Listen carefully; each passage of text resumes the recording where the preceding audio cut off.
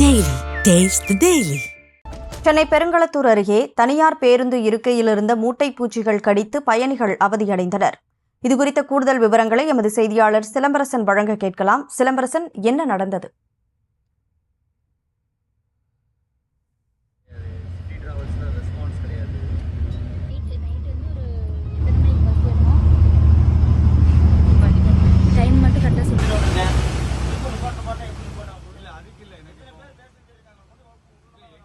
சென்னை பெருங்களத்தூர் அருகே தனியார் பேருந்து இருக்கையில் இருந்த மூட்டை பூச்சிகள் கடித்து பயணிகள் அவதியடைந்த நிலையில் முழு விவரங்களோடு செய்தியாளர் சிலம்பரசன் இணைப்பில் இருக்கிறார். சிலம்பரசன், என்ன நடந்தது? முழு விவரங்களை பதிவு செய்யலாம். வணக்கம்.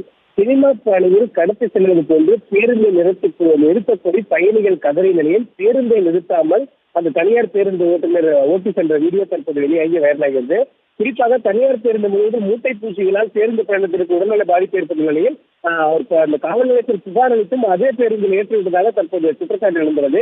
சென்னையிலிருந்து சேலம் வழியாக கோயம்புத்தூர் செல்லும் தனியார் பேருந்து பயணிகள் பதிவு செய்துள்ளனர். குறிப்பாக தனியார் பேருந்தில் பயணிக்க ஒவ்வொருவருக்கும் 1200 ரூபாய் பயணிகளிடம் கட்டணம் வசூலிக்கப்பட்டுள்ளது.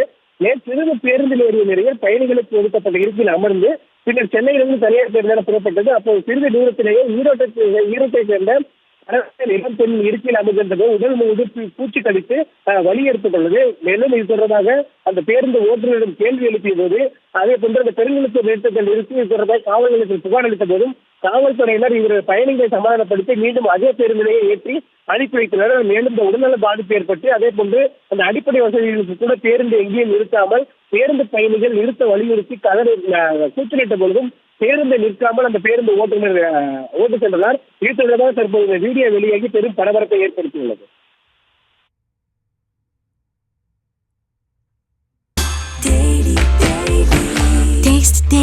Taste the Daily.